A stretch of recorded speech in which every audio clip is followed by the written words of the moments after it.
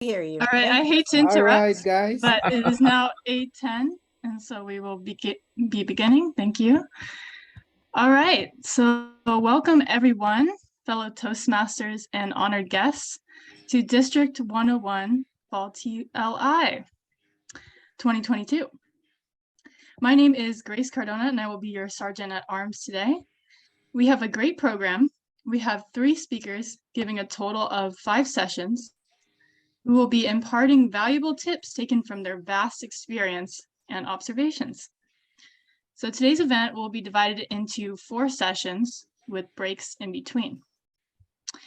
And please keep in mind, in order to reduce noise, everyone's mics will be muted. If you have a question, please post it in the chat to the moderator of your session, and they will ask your question on your behalf. In addition, this meeting will be recorded. So when we start recording, which I think we already have, Zoom will prompt for your consent, so please accept by clicking OK.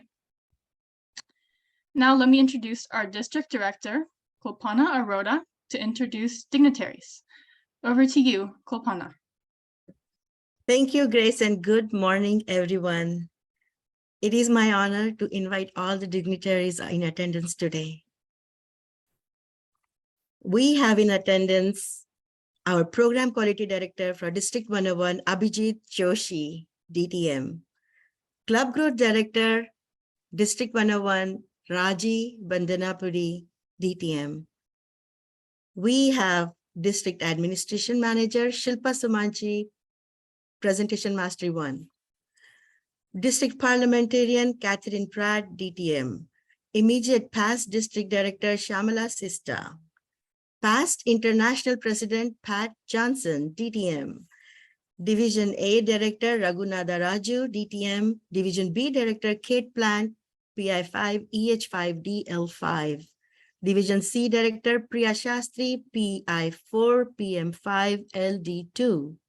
Division D Director, Cherry Z, PM5, DL5, IP5. Division E Director, J. Mul George, DL5, EC3. Division G Director, Anna Garcia, DTM.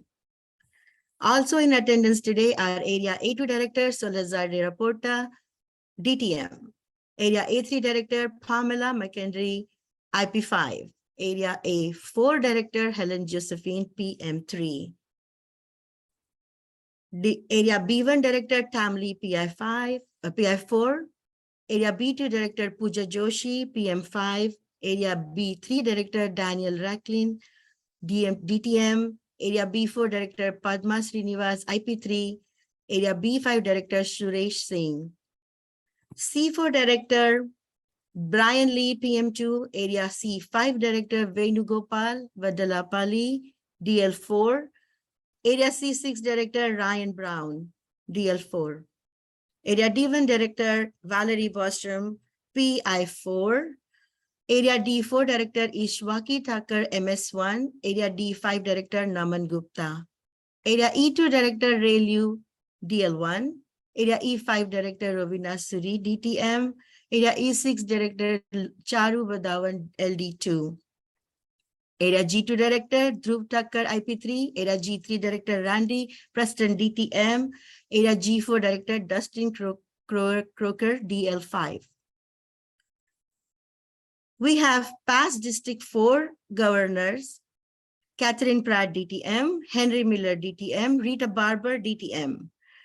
District Director 49, Gerald Toyomura. District Director, District 119, Lisa Q. District 4 Club Road Director, Mike Fiddle. District 119 Club Road Director, Tamara Hoffman. Past District Governor, District 57, Dennis Dawson, DTM. And also past District Director, 101, Pawan Datla. If I missed anyone, please raise your hand.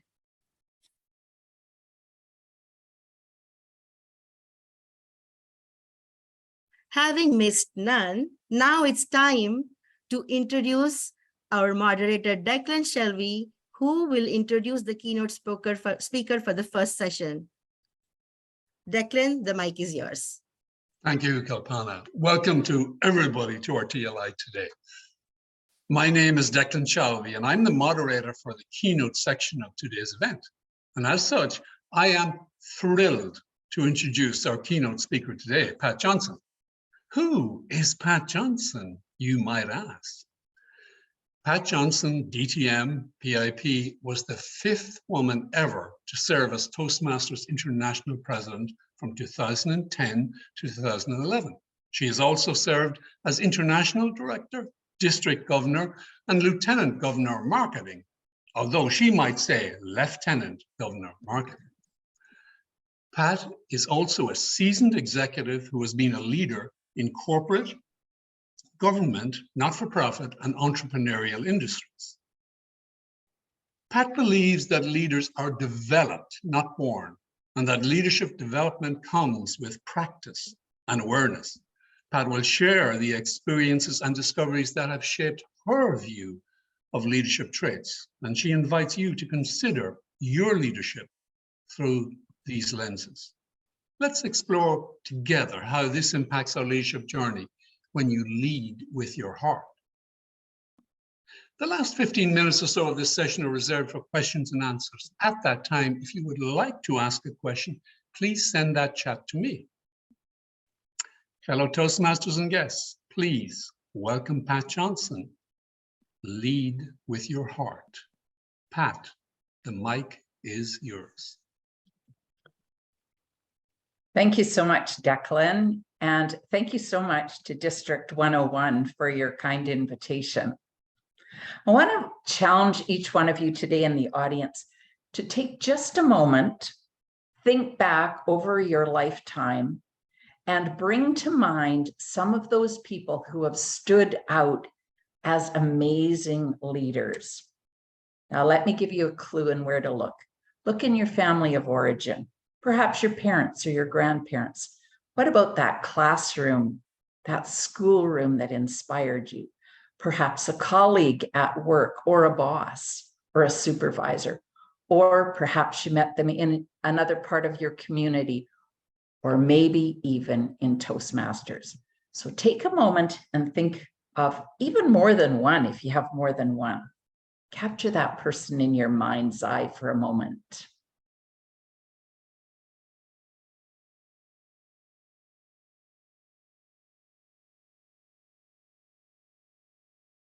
If you got someone, got more than one, yay for you if you have more than one, fantastic. So I'm going to ask you to keep them in the side of your mind and in the side of your heart while we have this conversation today together. But I also want you to hold yourself alongside of them and consider yourself as a leader and how you lead. As we look at some of the traits that I've discovered, both by observing great leaders that stand out in my heart and my memory, as well as lessons that I've learned along the way. The first thing that I've discovered is about the leaders that stand out in my mind are that they are heartfelt. They bring their heart to what they do. They are not driven by ego. They're not driven by their personal agenda, but they're driven by that love that we call agape love. What they desire is the greatest and best for everyone, because they come to it not with their agenda, as I said, but they come from that place of wanting everybody to succeed.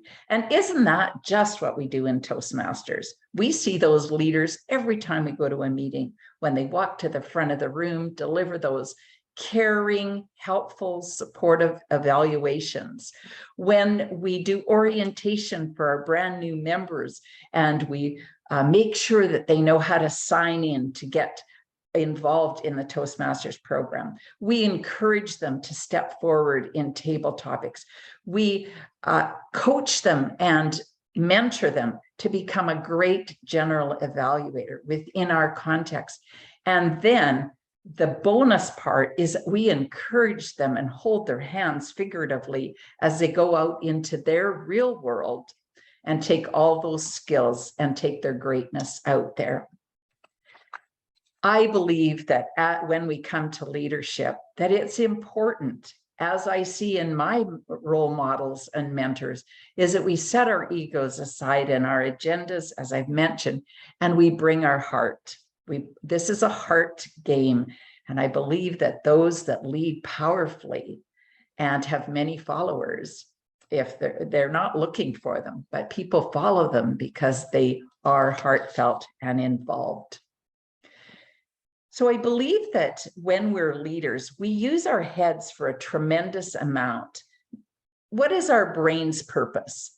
Well, I learned a long time ago that my brain's purpose is to keep me safe.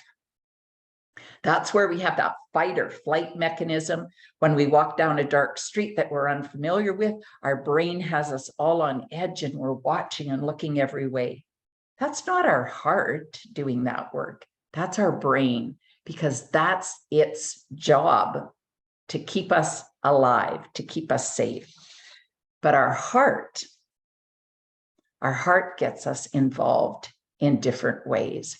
And they work beautifully together. One is not better than the other. We often see this discussion, which one's better? Well, what if neither one's better? What if they're both essential and they work together to make us a great leader? Because we have to be able to think, process, manage, and speak. Speak is a brain function. So we want to be able to use both those. When we come as a new leader in Toastmasters or in our world, whatever that world is, I believe it's challenging. And one of the most important things that we can do is to ensure that we have a vision.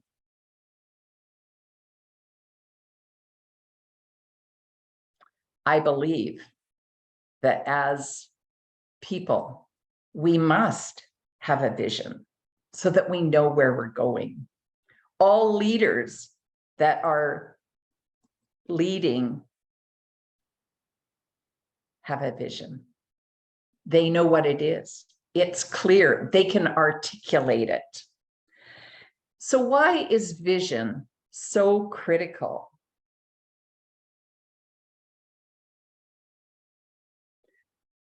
It's just like if we're leaving on a vacation and we haven't figured out where we're going. So away we head out, and how will we know that we got there? How will we know that we're on the right path without a vision? I believe vision in all that we do is the core of our being, that we need that. We need to have it because it provides consistency. Those of you that are on district teams or on club teams right now as an executive, right now you're building your club success plan, which is your vision for the year. At the district level, you're building a district success plan, which is a vision. And we work and use that as our guideline. Let me share an example of a vision. When I was running for district office, this was quite a long time ago, but I'd been in Toastmasters about 6-7 years. I'd been an area director. I was successful at that. I was a division director. I was successful at that. And I looked around and I thought, I'm really ready for district leadership. I want to go and be in district leadership. I decided that I would run for the district team.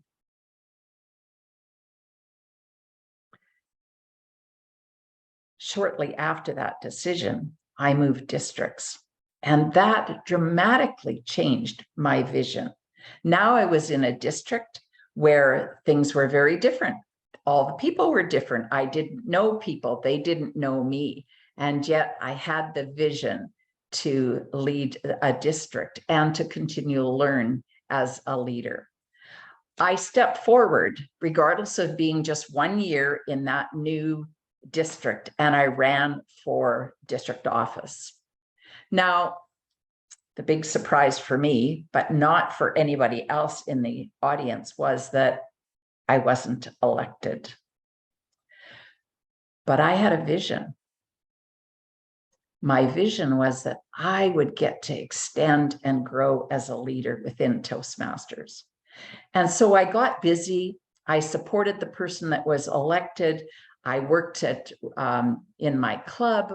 I got involved in other activities in the district and was very intent on meeting more people and them getting to know me and me getting to know them, as well as the district.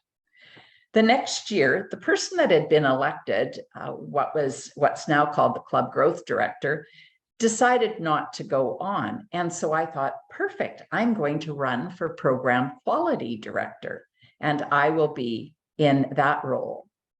I stepped forward, raised my hand, and sadly for me, was not elected that year. So some of us would say, well, Pat, there's a clear message here. This is not the vision for you, but it was. I felt that this was my opportunity to keep working, to qualify as a leader so that they felt that I was qualified to lead that district. And so I stepped forward again. But the next year, what I did was I stepped forward to chair a conference for the district. I started doing education presentations at conferences, at TLIs. I stepped up, I found leadership roles because I had a vision, and that was that I could eventually learn how to lead in the district. So I took on all those other leadership roles and I started leading. While what I discovered and found out was that I had to share my vision with the other people around me so that they, in fact, would be able to support me in my vision. And it happened. About 5 years later, after being very involved in the district, competing in speech contests, many activities, I still held my vision very clear, very close, and I stepped forward to run for office again. And this time I was successful. I was elected the club growth director for the district. And this started my leadership journey at district level. See, my vision provided me with consistency because I had focus. There wasn't one way to get to that vision. There were many ways to get there. And I kept going so that I would get there. It was that important to me. So keep in mind your vision. Be very clear what your vision is. Kouzes and Posner wrote the book, The Leadership Challenge. And within that book, they wrote, and I'm going to quote from them, "Leaders gaze across the horizon of time, imagining the attractive opportunities that are in store when they and their constituents arrive at their distant destination. Leaders have a desire to make things happen, to change the way things are, to create something that no one else has ever created before. In some ways, leaders live their lives backwards. They see pictures in their mind's eye of what the results will look like even before they've started their project, much as an architect draws a blueprint or an engineer builds a model." I'm going to check in because my screen has frozen and I'm not sure if anyone is seeing me and if I can move my PowerPoint. So can someone? We can see you. Declan here, Pat. I can see you. You're not displaying a PowerPoint if that's your intention. For the Okay. last number of minutes, we've just looked at you. Okay, great. I am going to see if I can unfreeze my screen. And excuse me for just a moment while I figure out what's happening here. Okay, I'll see.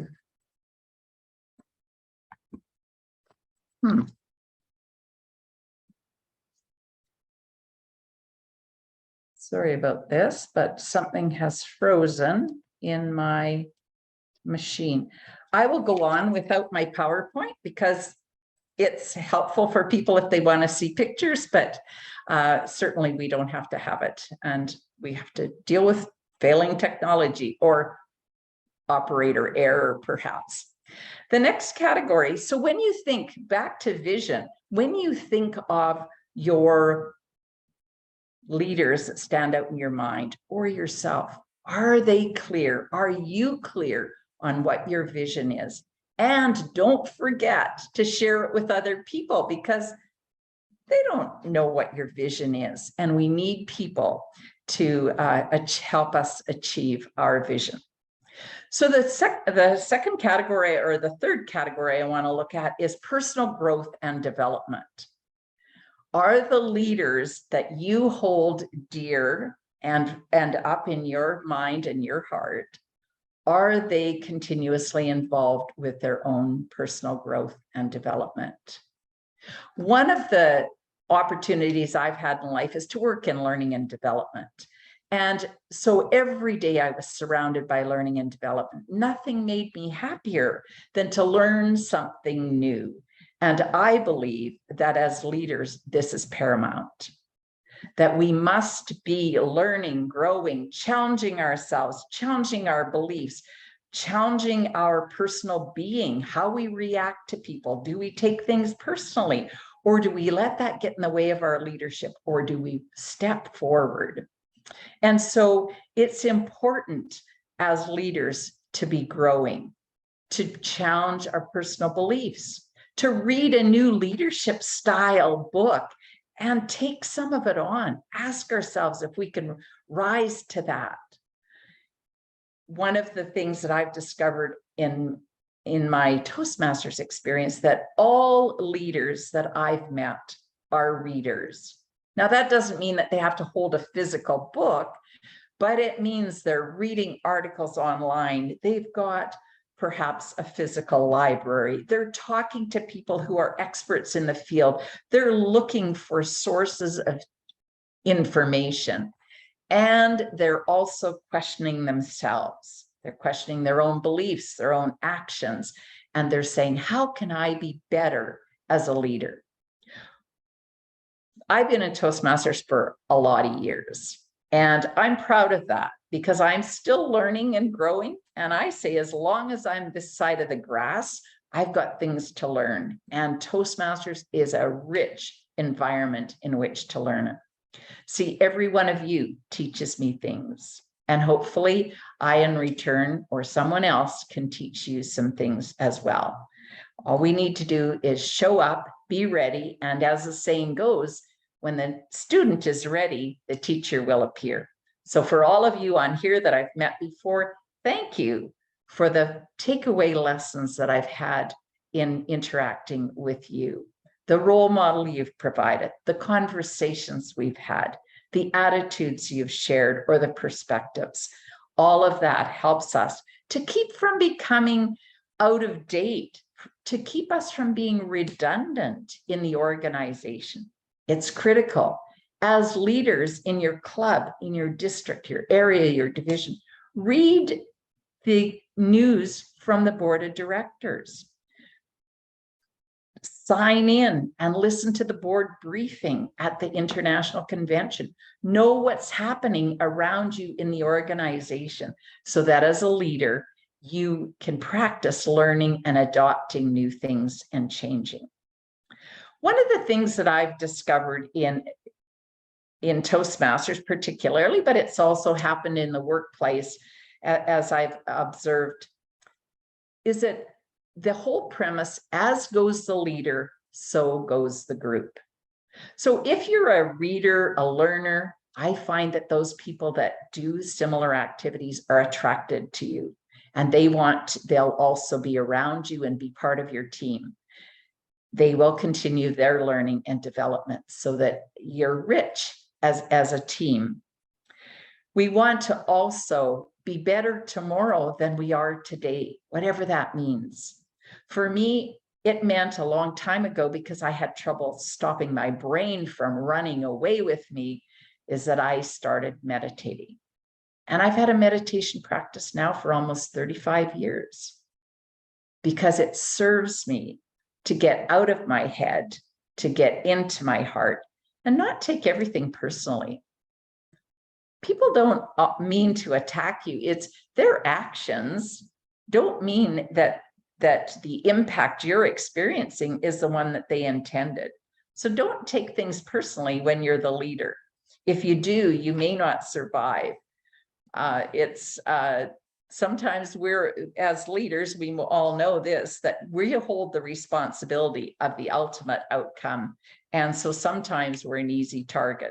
So prepare yourself for that as a leader in your learning. Do personal development, build strong character, and lead by example. One of the most amazing lessons for me was that people watch us when we're in leadership. People come up and say, oh, I want to be a district director, because they see you being a district director. That is a great compliment, because that tells me that they see you growing, they see you leading, they see you changing and evolving, leading a team, holding that vision for people. So take a moment and look at those leaders that you admire. Are they learning? Are they mentoring? Are they coaching other people? Are they calling you forward to be the best you can be? And are they also calling themselves forward to be impeccable in who they can be? Do they set a superb example? An example that embraces our 4 core values of integrity, respect, service, and excellence.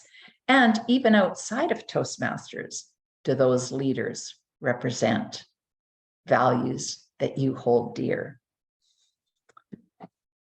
So remember, both the leaders that you watch, respect, hold precious, and yourself, observe that personal growth and development.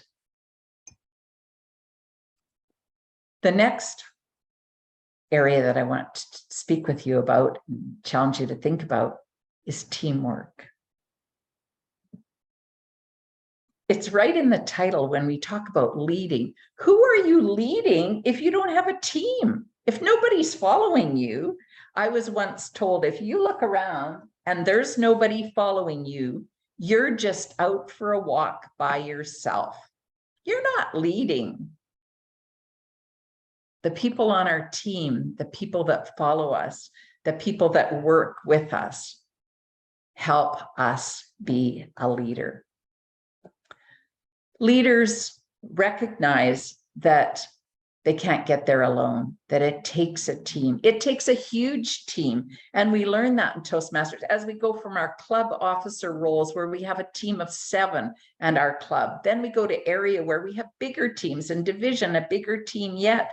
And then on to district, where we have these large teams, multi-pronged teams, where we're looking for other leaders to come onto our teams and help lead those larger groups of people. We need teamwork. And this is something that we learn in Toastmasters, the way it's structured. It's structured so you cannot do it alone. We learn to be the conductor of the orchestra. And in order to be a conductor of an orchestra, what must we do? The last time I watched an orchestra and the conductor walked up, stood up on the podium, put the baton up, and went to lead the rhythm, the pace, the tone, the volume of that orchestra. They did not have an instrument in their hand. They did not make any of those noises. They did not play the instrument. They were the leader. This is really important to remember. in team, that people need to be out in front. Someone needs to be the conductor to bring the team together. And if you're the leader of that team, that's you. So think about, how do you get those people all together, working together on your team? It's by being the conductor. Set down your instruments, set down your tools, pick up the baton, and lead that team. Now, that doesn't mean you never do any work. That conductor works. You can see the sweat on their brows if you're watching it on television. You can see them wipe their face if you're there in person. That leader is working, that conductor is working hard to make sure that all the pieces come together and deliver that masterpiece. It's the same in our lives as leaders. So we're working. Peter Drucker said, "No leader is worth their salt who won't set up chairs." Now, that could be figuratively or literally, as I've experienced. However, what does that mean? When you're the conductor, what are some of those things, that the activities that the leaders that you admire do? I would say one of them is to hold the vision and share it with you. One of the other activities that as a conductor that leader does is to help you see your own personal brand of greatness. I would suspect that some of those leaders that you hold in very high regard have told you how wonderful you are, how capable you are, that you as a person can do more than you imagine. And I know when I look back on my experiences, as I'm sure you can as well, that those leaders that we hold in high regard are those who came to us and said, as Dhananjaya would say, "I see something in you." And then they're there to support us because they see something in us before we're able to recognize it in ourselves. And that's part of teamwork. That's how we build strong teams. We identify talent and we help develop it. We help that person see themselves in their greatness and encourage that in our team. And then the magic happens because people are attracted to that positivity, to that learning environment, that attitude of let's do it together. We can achieve this. So when we look at that leader or look at ourselves, how much praise and recognition do you give out? Those leaders that stand out for me are always praising and recognizing others. They don't need to blow their own horn. My grandmother, who was one of my role models, she was a pretty powerful, outspoken woman. And she once said to me, "If you have to blow your own horn, you're doing something wrong." If you have to blow your own horn, you're doing something wrong. In other words, if people can see it and you're all that and a bag of chips, they'll be telling you what a great job you're doing. You don't have to do it. So I keep my grandmother's voice in the back of my mind as one of those amazing leaders. She led a family through tough times. She raised them. They all had families, grandkids, etc. And she kept that family together. She worked hard. She had a market garden and she recruited all the time. Her grandkids showed up to pick berries in the morning because we got rewards and recognition at the end of the day. So leadership shows up in all kinds of places. Remember that. Harry Truman, who is a leader in the United States of America, said, "You'd be surprised at how much you can accomplish if you don't care who gets the credit." And I think that that applies to team. If we lead the team, we want everyone to enjoy the credit, and it doesn't matter. The next trait that comes to mind and that I observe and I challenge you to watch for is passion. Now, this is something that I want to say it's not the Hollywood kind of passion that we might relate to, because the root word that is the root word of passion, it has the same root word as patient. So in leadership, I think of our passion is something that keeps us going long after everyone's stopped. If we're passionate about something, we keep going. We find someone else to talk to. We find another way to make it happen. So I ask you, what are you passionate about?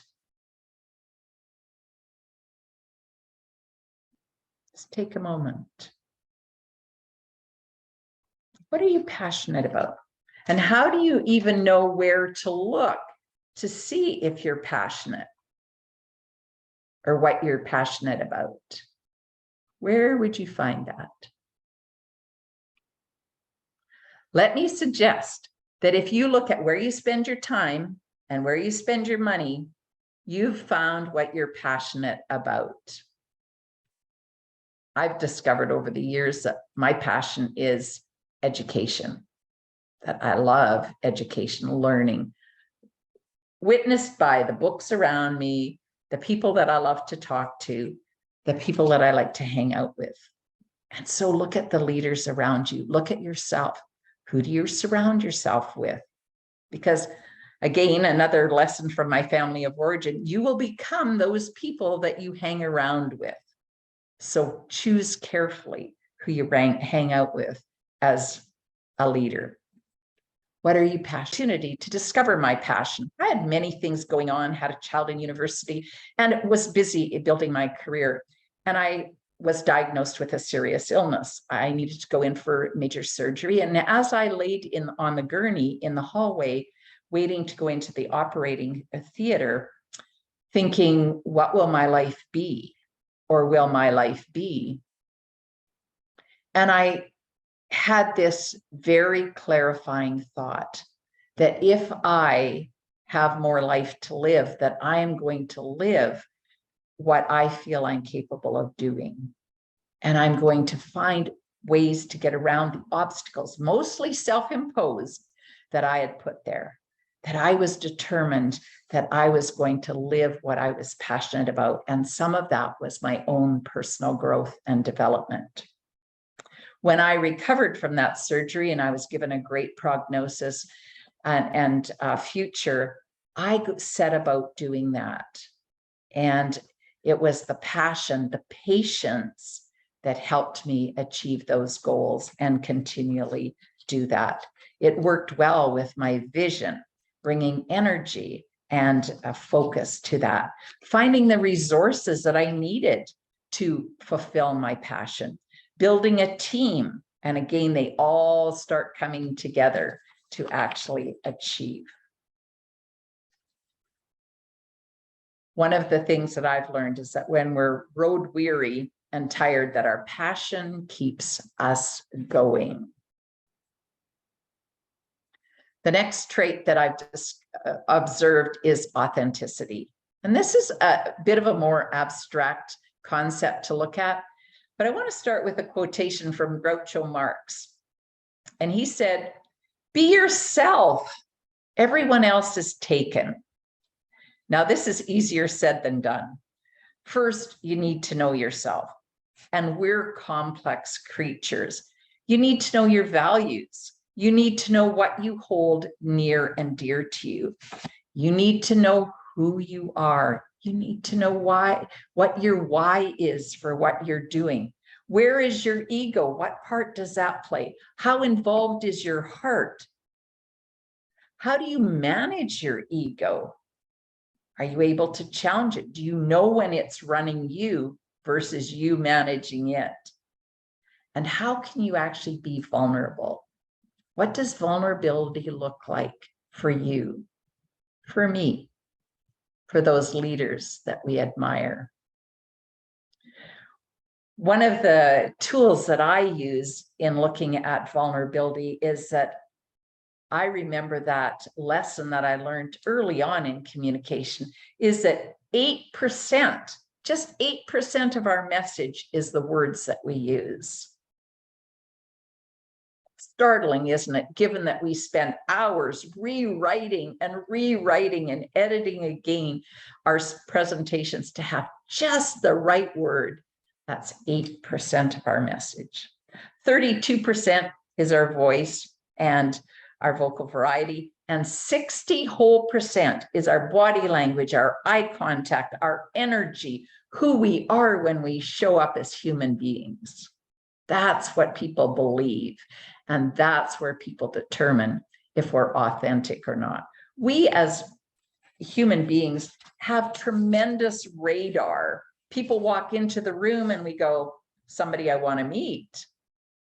Oh, somebody that I want to stay clear of. I would suggest that that's your 60% showing up because you haven't had a word with them yet. But we pick that up. We've got finely tuned radar. And I would suggest that leaders need that and need to be aware that they also present that way. One of the second last trait that I want you to look at, or I invite you to look at, is courage. All leaders need to be courageous. We are called upon all times to make tough decisions.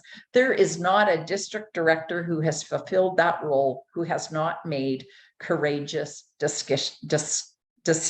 Excuse me, easy for me to say, decisions. They have to make decisions. They have to decide for the district what serves the district best. The club president needs to make decisions. Yes, we strive to reach consensus. Yes, we strive to bring the team together. But at the end of the day, the leader is responsible for the outcome and needs to bring courage. Even in presenting some of the options to the team, it takes courage. I'm reminded that when it's much easier to be courageous when we're doing things that we love. So work in the fields that you love, and it will be easier to lead. We need to be principled because that'll help us stand courageously. And it's so helpful when we have good structure, policies, procedures around us, as we have in Toastmasters, to be a leader and to be brave. I look back at when I was international president, and we decided that year, the board had been moving towards this for many years, that we were going to, well, it wasn't when I was president, let me go back, when I was the second, what is now called second vice president, so it was then called third vice president.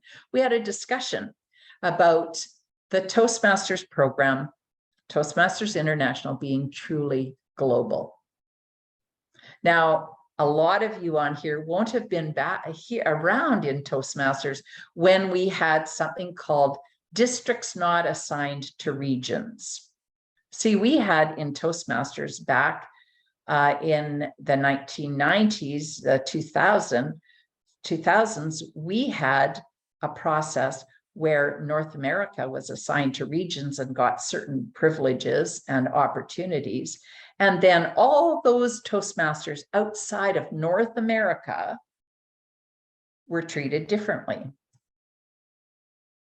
This really grated my values, because to have and have not in an organization didn't make a lot of sense to me. I understood that that's where it came from because Toastmasters grew in North America. But we were now calling ourselves international, and yet we didn't act internationally. And so I was very honored to be part of that discussion at the board table, to bring a vote to the global organization when I believe Jana Barnhill was international president, and the organization voted around the world to become an inclusive organization in terms of every district would be part of a region, and that our regions would extend beyond North America. It took courage because it had never been done in our organization before, but I applaud my colleagues, the team that stepped forward. I applaud every voter from the clubs up to the highest in the organization stepped forward to vote in favor of that. It was the unseen, it was the unknown, but they were courageous as leaders to say, this will support our organization in being better, to grow it, to take us into the future. So we must use our wisdom, our collective knowledge, our heart, our values, and grow in courage. I believe that we see courage from our leaders all the time. And I want to give you just a moment to reflect on the courage that that leader or leaders that stand out in your mind have shown. Take a minute and think of how that courage shows up. I'll give you a minute to do that.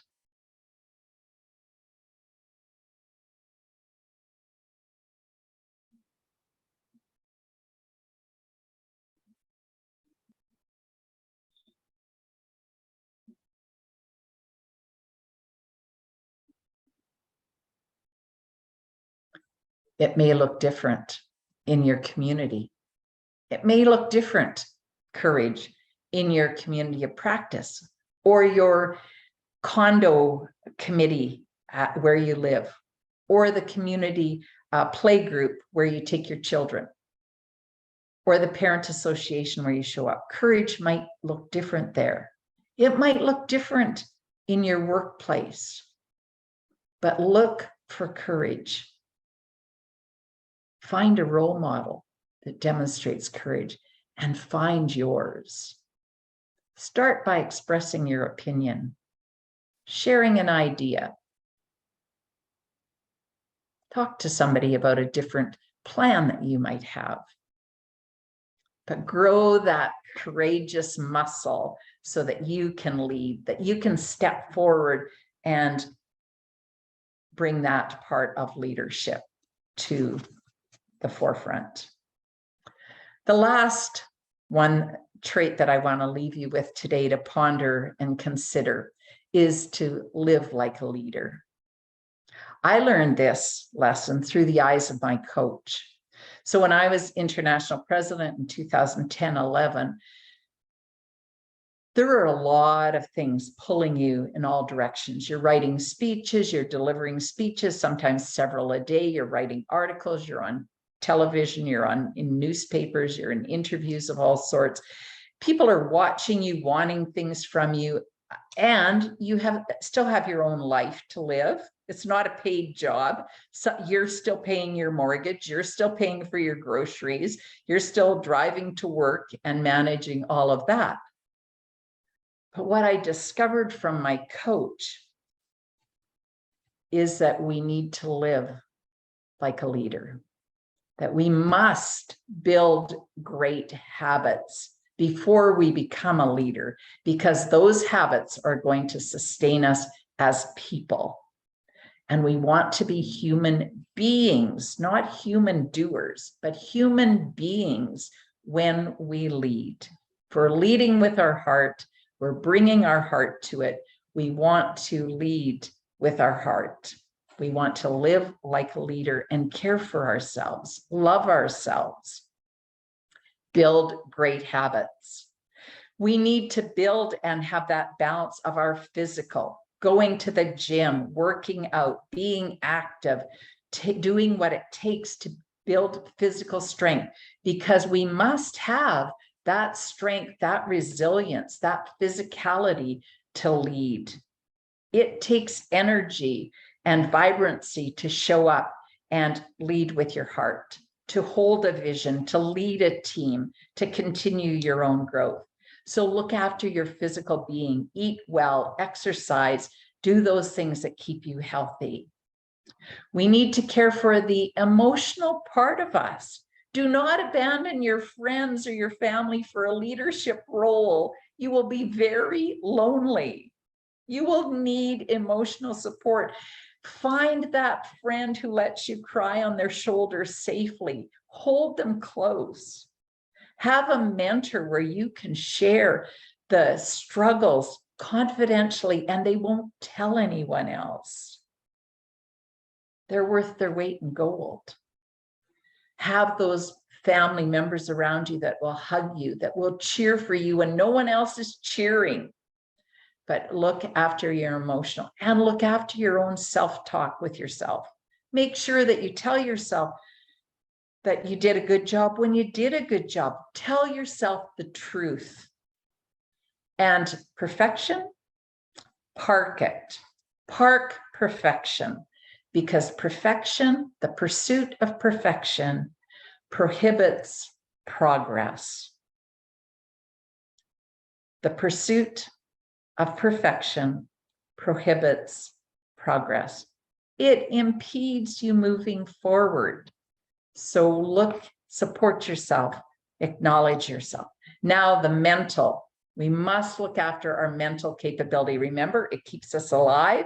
It makes us get on the plane. It makes us drive safely to where we're going. It helps us read material, understand it, communicate, all of those things. Exercise your brain, build new paths in your brain, do something different. If you've never done a Sudoku, pull out Sudoku and learn how to do it. If you want to learn a new language, play an instrument, do whatever it takes to exercise your brain. Because the old saying, if you don't use it, you lose it. I suspect that works for this muscle up here as well. So exercise your brain, have tough discussions with people, and then look after your spiritual side. Keep that in balance. However you do that. For me, that's meditation. It's being introspective. It's walking alone in silence. It may be sitting watching clouds go by, but be in touch with that spiritual part of you, whatever it is. If there's a higher power, whatever your belief system is. So remember, laugh, eat well, exercise, foster friendships and love, be disciplined, and build interpersonal relationships. Go from unconscious living to conscious living, so that you can be impeccable with your word. You can set high standards for yourself and others. Walk your talk. Respect yourself and those around you. Remain self-aware. Spend time in reflection. And then commit your whole self to your leadership journey. Be all in to be the best human being, leader, that you can be. Because what I know, and I want to remind you, someone is watching you and wants to be just like you. Remember, you watched your role models and aspired to be like them. Now someone is watching you as their role model and wants to be just like you.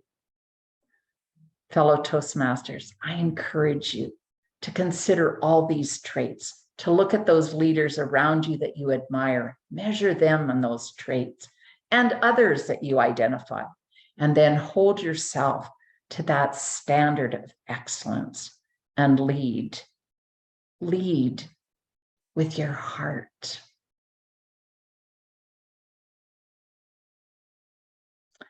I'll now accept any questions if people have questions, and I'm hoping that I can be able to access chat now. Well, actually, Pat, maybe I can offer Yeah. you some support as moderator. I've got access to the chat and you can just relax. Okay.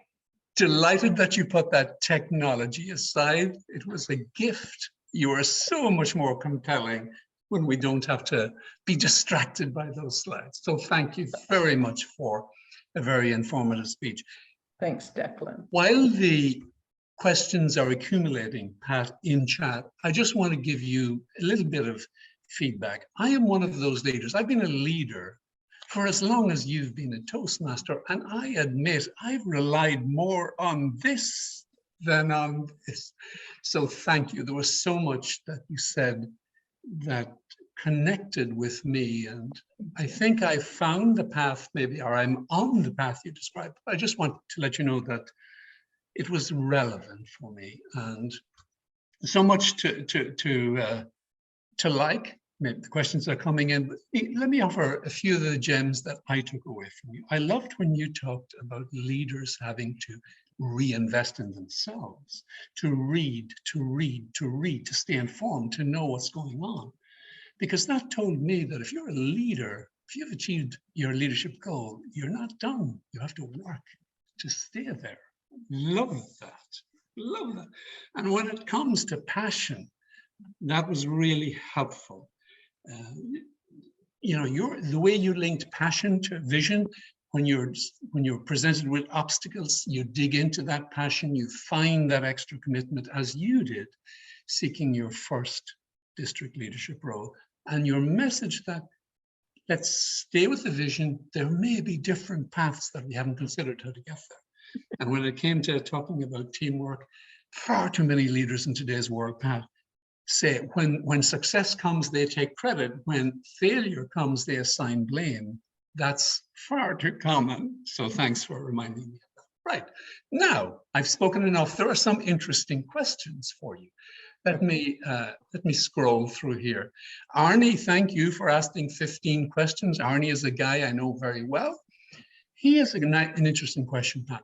How do you train your heart to be an ally or to be the soul of your leadership? How do you train yourself? If you're like me, living here.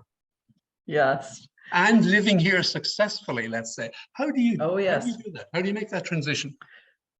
Well, I would say that it's a very long journey from my personal experience. And thank you for asking this question, because when I was in district leadership, I had a woman come up to me who was a member of my district.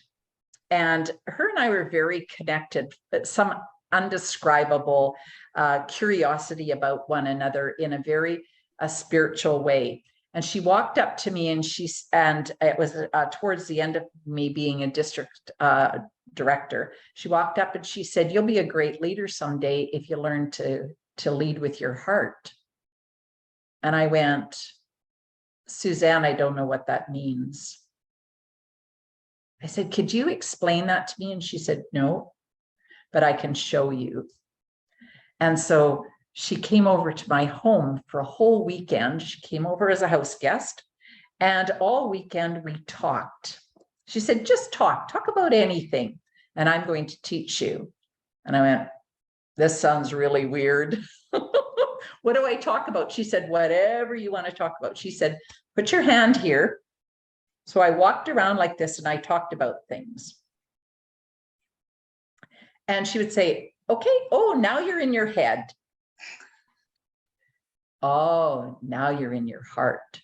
And she could hear the difference of the placement of my voice when I was connected to my heart and soul of what I was saying, even if I was talking about fudge brownies. She could tell if I was coming from here, an intellectual discussion, or if I was connected here. Now, we can have intellectual discussions and still be connected with our heart. But our voice, what I discovered was that our voice shifts in placement when we do it. So now, let me finish that story. We practiced all weekend. Every time I talked throughout that weekend, she'd say, "Head, heart." And I learned what it felt like to shift down here. So now, as a coach, when people say, "How can I work to connect with my heart?" I say, place your hand on your heart when you talk. And if you start to breathe figuratively through your further down, don't breathe up here, breathe down here, down into your heart, into your belly, and feel that and hold that. And even if you take those deep cleansing breaths that we do in meditation, it'll bring you to your heart. our head won't abandon us. It's going to hang around because it's going to know it's needed to keep us safe. It won't miss the banging door. It won't miss the dog running across the floor. It's working, but it doesn't have to be in control all the time.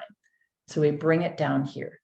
I found that when I started working on leading with my heart, that I had to give up my ego and that I knew all the answers. When I get into, I know the answers, I know I'm doing it up here because I go, I'm smarter. I'm smart. I can win this discussion. And then I go, is that the purpose? Is that really the purpose? Seldom is our purpose to win the argument. It's to support somebody, to encourage them in being the best they can be. So to shift down here. So it's a feeling for me. It comes across as a different sound placement. And as a coach, asking people to do this, I can feel their energy shift deeper into their body. So Declan and the person who asked the question, start by holding your hand over your heart, thinking down into your heart and not winning the argument, just being present. And also just acknowledge your brain for what it does so it'll relax a bit, because when we've been successful with our brain, they love to be in control because they're usually brilliant. But this is the quality, in my opinion. So Thank you. tough question. That's a great question, but an even better answer. And we're going to linger a little bit here. Arnie and myself are in cahoots here. Yeah. Can you help us with this notion that sometimes the heart and the brain are not aligned? And there's a little bit of a conflict there. And maybe with some of your personal insights and personal stories, how do you navigate that, Pat? How do you navigate through that? Yes, I think that this is when leaders need to find courage. I think this is when we're called forward in our courage. It's not always, our head will tell us, oh, this is tough. This is a dangerous thing to do. This will not be a popular move. They have all the excuses in the world, our brains, for not doing this, the bad idea. There were many people told us it was a bad idea to propose Toastmasters be international while we were already calling ourselves international. But the heart looks at things from a place of that agape love, all encompassing. There's no barriers when your heart opens. You see the beauty in every individual. You might not like their behaviors. You might have suggestions for improvement, but that's head. But if we look at them as this is a human being in front of me doing the best they know how to do in their life journey experience, we have a whole bunch of space for those people to bring different views. And it's not a contest about being right or wrong. And if I really believe that when we have that heart involvement, that it gives us that patience, it gives us the courage, and it gives us the passion for the topic, whatever it is. Many of you know I've worked with corporate Toastmasters for many years. Now, people know me for this since I delivered at International Convention in 2018 about this and wrote a book. But I had done this for 20 years before it hit the radar because I was passionate. I felt in my heart of hearts, I actually felt sadness when I saw a corporate club fail, because I knew in my head that there was a better way of setting these up for success. And my heart hurt because I felt like Toastmasters was not doing the kind of service based on my values and Toastmasters values that we could do. So our brain and hearts are super power sources to work together, and we are in charge of them. One's not better than the other. There's just different uses. And one gets to step up forward first sometimes, and the other one follows. And sometimes they juggle, and the brain goes, hey, get over. I want to be in charge in this one. And that's for me. Now, I can't say for other people, but for me, when I get in, my brain starts pushing my heart around and my values, I go, that's ego. So I learn for me, and when I get hurt, I go, that's just ego, Pat. If you're in agape love, that all encompassing, there's no hurt. There's no better, there's no right, there's no wrong, there's just differences. So for me, that's part of the spiritual part of that leadership journey. So it's fair for me. It's like the roots of a tree. It goes every direction, and it's all interwoven. I don't know if that makes sense, but Oh, Pat, it makes so much sense. And I gravitate towards the notion that when the brain struggles, courage is always there as a resource, and the courage taps into our passion to do the right thing, even sometimes when it's very challenging, and it's the best guide. Yeah. We're almost out of time, but I have one question here from Jay, our chair, and he's put a lot of work into this. So Jay, I'm going to ask you a question about Toastmasters. Should the leadership style or mindset or skill set that we all work hard to acquire change when you go from the lower level positions in the organization, let's say a club officer to an area director, when you go all the way up to international levels? Tell us a little bit about the way your leadership style changed or evolved, perhaps, Pat. Well, absolutely. I think that my personal opinion is that the Toastmasters program is a masterpiece in the way it's designed, if we embrace it rather than fighting with it. So open your heart, accept the learning. You've enrolled in the program for this 6 months, and take what you can from it. If it doesn't work for you, go somewhere else, but embrace it. And because we get to start in a club where it's safe and we've got a small group, and then we go to area where we're expanding and division gets bigger. And then we're on the district team where we now are building all those teams. District leadership is one of the most fabulous gifts that you can give yourself to grow. Don't arrive thinking you know the answers. Find strong mentors, find good role models, access all the resources you have available to yourself, and keep growing. Never forget that we're in Toastmasters. We're not here because we're leaders. We're here because we're growing and becoming leaders.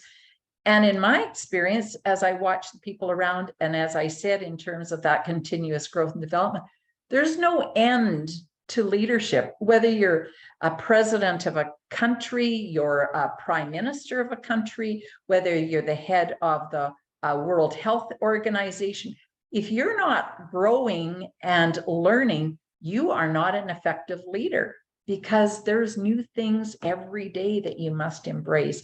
So every step of that responsibility, that wider scope, the context, you go from operational to strategic, which is another whole growth process in itself.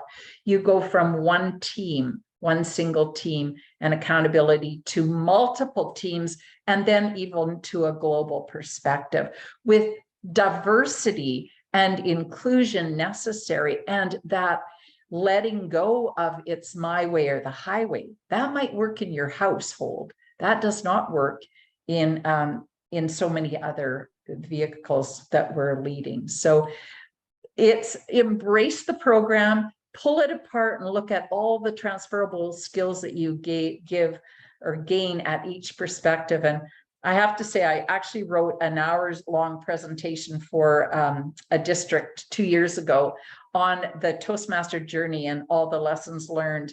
And I talked about, and I see my red, so I'll be very brief. I talked about getting on a train and sitting down in your beautiful Orient Express type of train and saying, don't forget to put the blind up, so that when you go along your journey, you see all the experiences that are going by you. Don't get stuck that you're sitting in a nice cabin and in a nice cushy seat, but look out the window and see and acknowledge all the people and all the experiences and all the learning and all the opportunities and all the challenges that come along, to really embrace that journey. Thank you, Pat. Pat, my heart tells me that I want to continue this conversation with you. It's absolutely fascinating. My head tells me the TLI chair will cut us both off. It has been an amazing speech, and your authenticity and your passion for this subject is phenomenal. And I believe it has reached the hearts of all of us on this call. Thank you so much for your time and your insights. Thank you, Declan, and thank you, District 101, all the leaders, for being here. Tech Chair, you may stop the recording now, and I'm going to yield control